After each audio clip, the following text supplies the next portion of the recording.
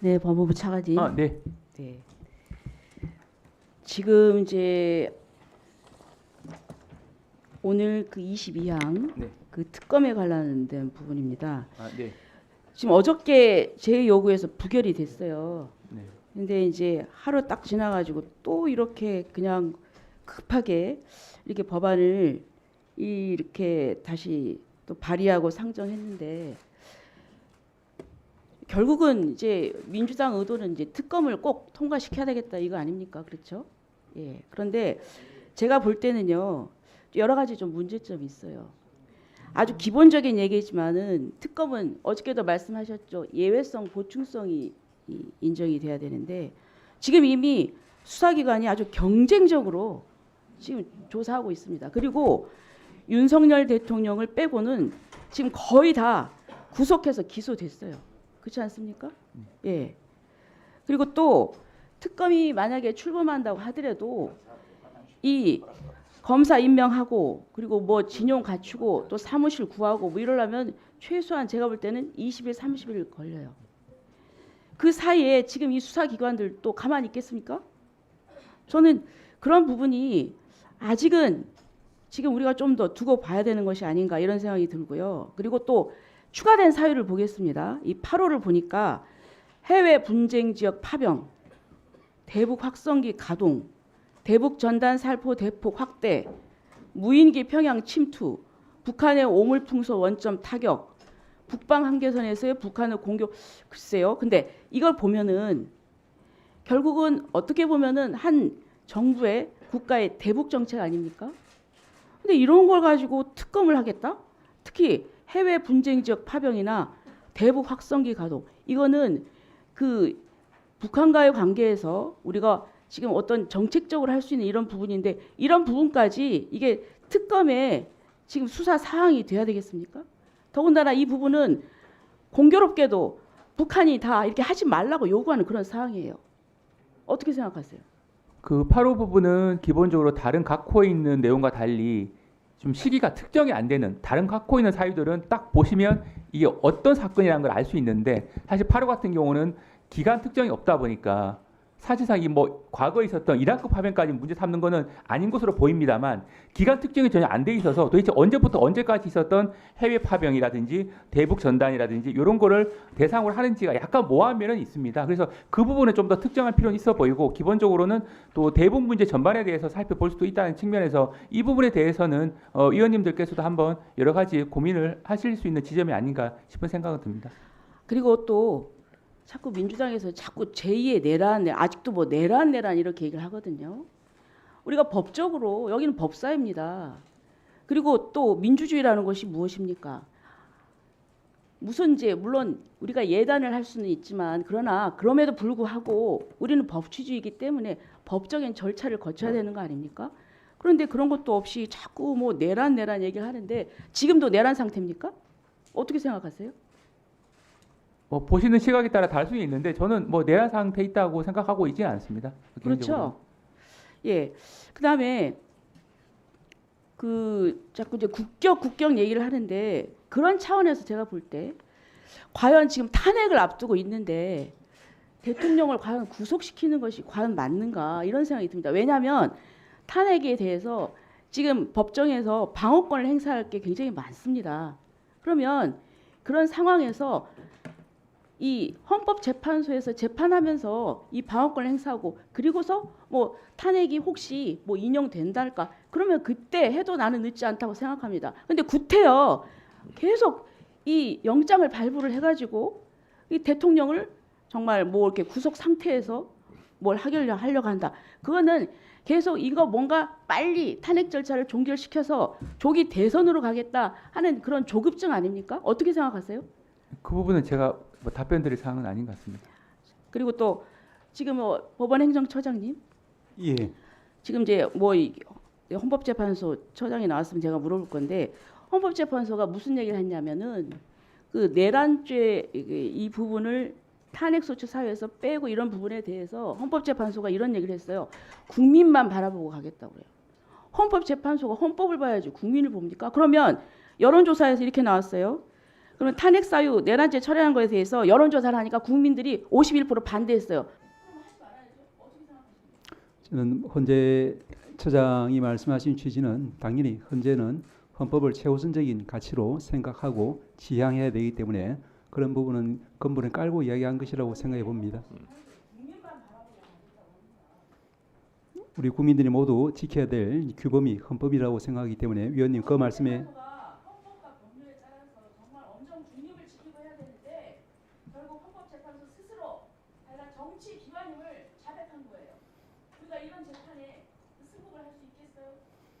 헌법재판소가 헌법과 원칙에 따라서 가야 된다라고 생각합니다. 선생님 발언이요? 꼭 해야 되겠습니까? 네, 하세요. 지금 조배수 의원님께서 내란이 종결됐다고 얘기를 합니다. 그리고 법무부 차관은 거기에 지금 동조하는 답변을 했습니다. 박규태 의원님, 의사진행 발언 예. 위원장 보고 하세요. 네. 지금 내란 수계가 버젓이 저렇게 버티고 있고 국힘 의원들이 거기 가서 옹호하는 발언을 하고 있습니다. 내란 범죄를 수사를 못하게 하고 있습니다. 그리고 그 수계에 조용히 하십시오. 그 수계에 대한 체포영장을 집행을 방해하는 것이 사법부를 공격을 하고 수사기관을 공격을 하면서 경찰의 법집행을 방해하는 것, 그게 성공해야 비상계엄이 성공하는 것이라고 주장하면서 계속 주장하는 그 변호사, 윤석열 측의 변호사가 있고, 그리고 사이비 종교인과 백골단이 나서고 태극기 모독부대가 나서서 내전을 운운하는 상황입니다. 근데 이게 지금 내란이 끝난 것입니까? 근데 저런 발언을 하고 법무부 차관은 야당의 민주당의 질문에 대해서는 굉장히 소극적인 질문을 하더니 지금은 외환죄에 대한 특검법 규정에 문제가 있는 것처럼 저런 식으로 적극적인 답변을 하고 거기에 호응하는 것, 이게 적절한 태도인 것입니까? 저런 편향적인 답변 태도 위원장님께서 지적해 주시고, 의원들도 내란의 동조 세력이 아니라고 한다면 질문하는 그 자세 바꾸도록, 문제 있는 그 태도들 바꾸도록, 품격을 유지하도록 위원장님께서 지휘권을 발동해 주십시오. 이상입니다. 네, 알겠습니다. 그게 내란범이 아니에요. 자,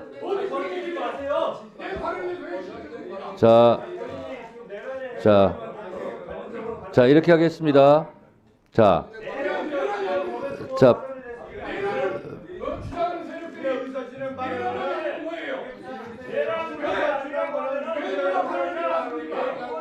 네.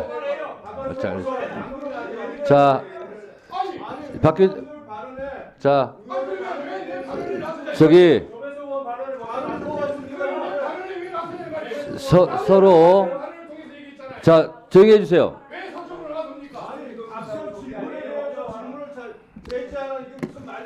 자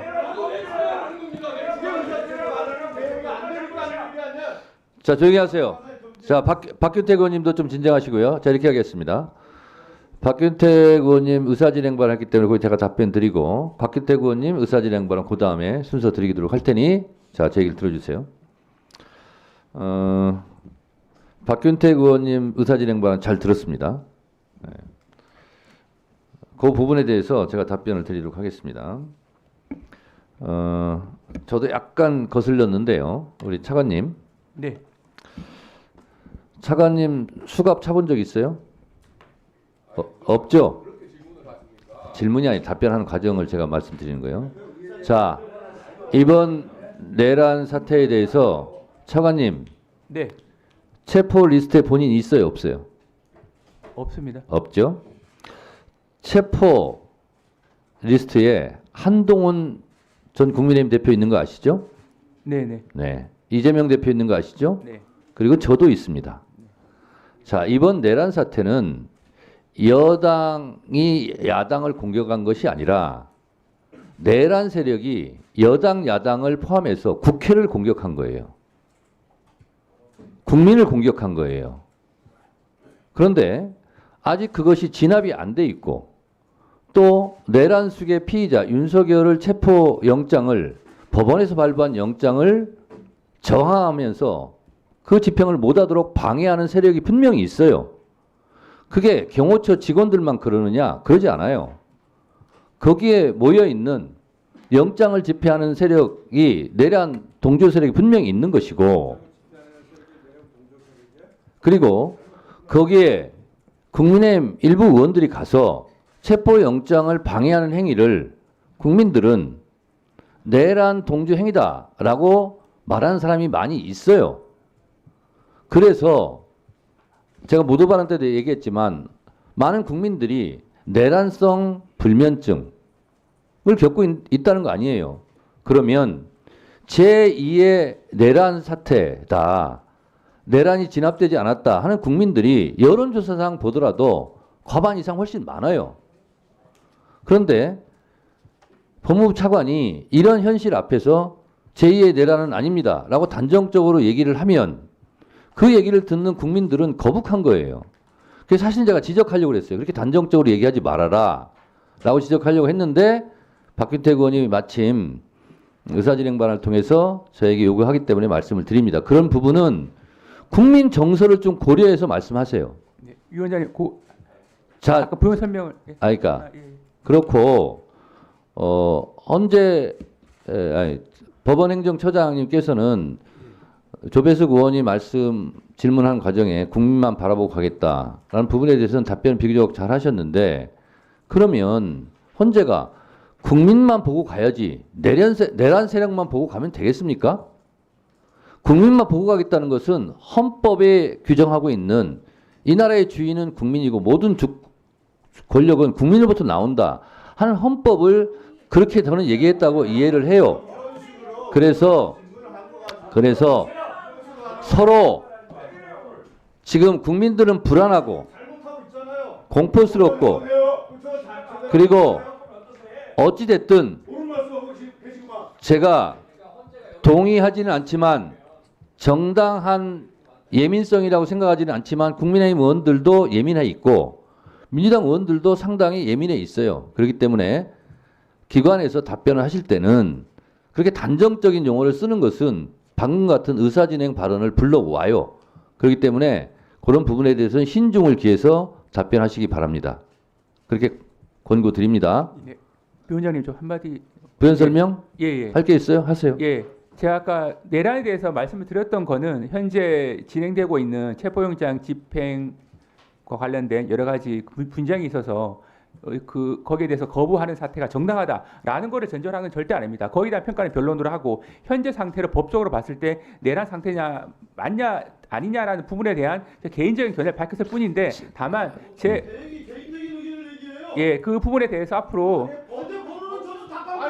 유념하도록 하겠습니다. 그 취지를 유념을 하도록 하겠습니다. 자, 정리하시고요. 자, 요거는 이렇게 마무리하겠습니다. 차관님. 네네.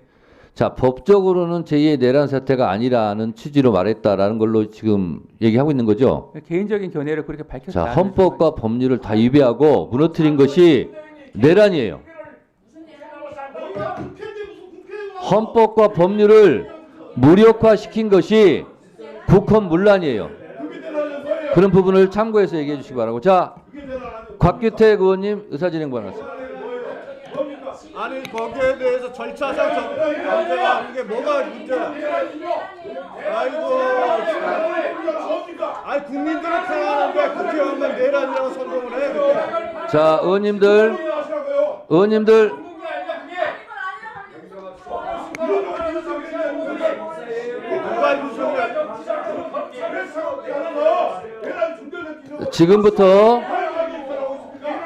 지금부터 위원장의 제지에 따르지 않는 의원님들을 호명해 드리도록 하겠습니다. 조배석 의원, 박균택 의원, 이성윤 의원 조용히 해주세요. 조용히 해주세요. 조용히 해주세요.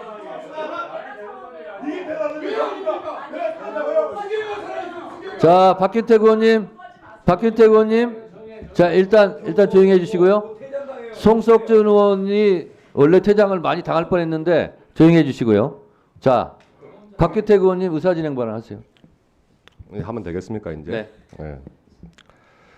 그 의사진행 발언입니다. 네.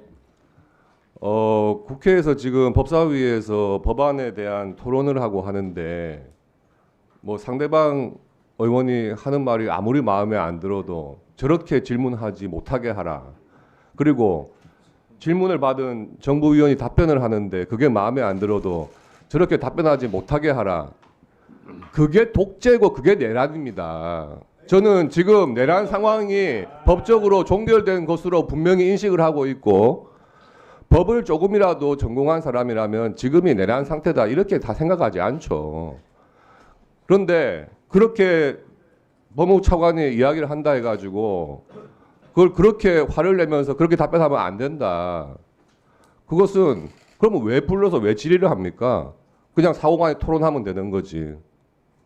그리고 그에 대해서 위원장님이 평소에도 특히 국민의힘 의원들의 발언에 대해 가지고 뭐 평가를 하시는 건 좋습니다만은 지금 정부위원이 대답하는 것, 또 국민의힘 의원이 질의하는 것 그런 거에 대해서도 그게 맞다 틀리다를 말하기 시작하면 그게 바로 옛날 문화혁명 아닙니까? 그게 내란이에요. 지금 국민들은 12.3 비상계엄으로 인한 상황이 다 종료됐다고 생각을 하고 있고 그에 따른 후속 법적 절차를 진행되는지를 보고 있는 거지 지금 내란 행위가 계속 되고 있다고 생각하는 사람 아무도 없습니다. 그걸 갖다가 그걸 강요하는 답변을 그렇게 시키려고 하시면 안 됩니다. 법사위 하는 의미가 없지 않습니까? 네, 알겠습니다. 이상입니다. 자, 알겠습니다. 그 곽규택 의원님이 말씀을 하셨는데 곽규택 의원님 입장에서 전 충분히 저렇게 어필할 수 있다고 생각을 합니다. 제가 의사진행을 매우 공정하게 하고 있습니다. 제가 곽규택 의원님 답변 민주당 의원님께서 저렇게 답변하지 못하게 해달라라는 말도 사실이 아니거니와 제가 그런 답변 하지 말라라고 말한 것도 사실이 아니고 차관님 아까 말씀 제가 드렸듯이 이런 정서를 고려해서 신중하게 답변하시기 바랍니다. 이렇게 얘기한 거 맞죠? 네, 맞습니다. 그렇잖아요. 그렇게 답변하지 말라 이렇게 얘기한 적이 없어요. 조배수 의원님 뭐가 그 말이 그 말이에요. 신중하게 답변하라라고 말씀을 드렸고 차관님 네, 네. 제가 신중하게 답변하라는 것은 국민들이 이런 생각을 하고 있으니 차관으로서 신중하게 답변하라 하는 말이 그렇게 답변하지 마세요라고 말한 거하고는 다른 거죠? 네, 저도 앞으로 답변에 그런 국민들의 어떤 정서 등을 고려해 달라라는 취지로 이해를 했습니다. 그렇습니다. 그래서 박규택 의원님이 의사진행을 하는 것은 충분히 여기 제가 다 설명하지 않아도 다 이해를 하셨을 것 같고 서로 상대방의 입장에 서서 역지사지하면서 또 우리 기관장들께서는 국민 정서를 잘 고려해서 그렇게 지혜롭게 답변하시면 될 것 같습니다. 곽규택 의원님 의사진행 발언 답변이 됐습니까? 예. 곽규택 의원님마저 지금 만족하시는구만요. 자, 그러면 지금부터 잠시만 주목해 주시기 바랍니다. 제가 구독자분들을 위해서 선물 하나를 준비했는데요. 제가 항상 여러분들께 드리는 말씀이 있습니다. 뉴스만 평소에 잘 챙겨보셔도 돈이 되고 돈을 벌 수 있다라고 말씀을 드렸는데요. 여러분들은 여기 보시는 삼성전자 뉴스를 보고 어떤 생각이 드세요? 아니면 정치인들의 뉴스, 날씨 뉴스를 보고는 어떤 생각이 드시나요? 그냥 뉴스만 보고 끝내는지 아니면 이 뉴스를 어떻게 이용할 수 있는지 이 부분을 고민하고 계시는지를 되물어보고 싶습니다. 그 이유가 뭐냐 하면 제가 지난번에 여러분들께 뭐라고 말씀을 드렸었죠? 지금은 반도체 섹터를 눈여겨보셔야 한다고 말씀드렸습니다. 그리고 나서 이런 썸네일들 뉴스를 통해서 많이 보셨을 겁니다. 반도체 내용이 이슈가 됐을 때 부자들은 어떻게 생각한다? 반도체 관련주들은 뭐가 있는지, 어떤 종목이 가장 좋은지, 어디에 투자해야 돈이 몰리는지 자연스럽게 생각한다고 제가 말씀을 드렸죠. 그 이유가 뭐냐 하면 부자들이 봤을 때는 이슈가 곧 돈으로 이어지고 그 이슈가 나에게 돈을 벌어준다는 경험적 확신이 있기 때문에 부자들은 항상 이런 사회적 이슈를 관심 있게 챙겨본다고 제가 말씀을 드렸습니다. 이번에도 마찬가지인데요. 제가 지난번에 시청자분들과 함께하는 주식으로 수익 내기 이벤트를 진행했었죠. 당연히 100% 무료로 진행을 했었고요. 여기 보시면 아시겠지만 제가 지난번에도 구독이라고 보내주신 모든 시청자분들께 반도체 관련주 중에 가장 크게 급등할 딱 한 종목, 많은 종목도 아니라 한미반도체 한 종목을 여러분들께 추천드렸어요. 그러면서 여기 나와 있는 대로 정확히 얼마에 매수해야 하는지, 그리고 수익률이 어느 정도 나왔을 때 팔아야 하는지를, 이런 부분들까지 여러분들에게 정확히 알려드렸었는데 지금 실제로 어떻게 되었다? 오른쪽을 보시면 아시겠지만 제가 지난번 문자 발송으로 이 한미 반도체를 소개해드리고 나서 실제로 이렇게 5배 이상 어마무시한 상승이 나왔습니다. 100만 원만 투자를 했어도 무려 500만 원이 넘는 수익금이 생긴 거죠. 그래서 당시에도 굉장히 많은 분들이 제가 드린 이 한미 반도체로 수익을 내실 수가 있으셨을 텐데요. 다시 한번 축하드린다고 말씀을 드리겠고, 이번에도 마찬가지입니다. 앞으로도 2024년, 2025년 계속해서 기대해볼 섹터는 AI입니다. 그 중에서도 AI 반도체는 그 누구도 부정할 수 없는 미래 성장 산업입니다. 그러면 우리가 어떻게 생각해 볼 수 있을까요? AI 반도체 종목 중에 앞으로 크게 대장 역할을 하면서 10배 이상 급등할 수 있는 텐베고 종목을 지금부터 열심히 추적해야 한다는 겁니다. 큰 돈을 투자하지 않더라도 월급의 일부분 아주 소액이라도 이 종목을 모아가야 수백 %의 수익률을 손에 쥘 수 있는 것이죠. 지금 여러분이 보고 계시는 이 유튜브 또한 AI 반도체와 아주 밀접한 연관이 있고, 반도체야말로 대한민국의 핵심 산업으로 앞으로 더더욱 시장은 성장할 수밖에 없습니다. 그렇기 때문에 제가 이번에도 뭘 보내드리고 있냐면, 지난번과 똑같이 구독이라는 문자를 보내주시면 제가 AI 반도체 관련주 중에 앞으로 대장주 역할을 하면서 주가가 가장 크게 급등할 한 종목을 여러분들께 문자 발송으로 종목명과 사고 파는 시점을 모두 알려드릴 건데요. 그 문자를 받고 여러분들이 주식으로 돈 버는 연습을 한번 해보셨으면 좋겠고요. 혹시라도 나는 주식을 하지 않는다 하시는 분들은 주변에 주식하시는 지인분들에게 말씀을 해주셔도 되고요. 아니면 연세가 있으셔서 투자가 어렵다 하시는 분들은 이 종목을 자녀분들에게 한번 사봐라, 이걸로 한번 수익을 내봐라, 이렇게 조언을 해주실 수도 있는 거겠죠. 그래서 지금 이 영상을 보시는 시청자분들 중에 나도 이번 종목이 좀 궁금하다 하시는 분들은요, 누구나 상관없이, 그리고 어느 시간대나 상관없이 부담없이 010-2514-5930번으로 구독이라는 문자 보내주시면 제가 이번에도 똑같이 무료 추천 급등주 문자를 보내드리겠습니다. 이해되시겠죠? 제 번호 010-2514-5930번으로 구독이라는 문자 보내주시면 여러분들이 직접 이슈를 통해서 돈 버는 연습을 해보실 수가 있는 거고, 제가 돈을 받는 것도 아니고 투자를 대신해 드리는 것도 아니기 때문에 부담 없이 신청해 주시면 되는 겁니다. 그리고 수익이 나면 저는 다른 것은 하나도 바라지 않습니다. 제 채널에 구독, 좋아요 한 번씩만 눌러주시라, 이렇게 다시 한번 말씀을 드리겠습니다.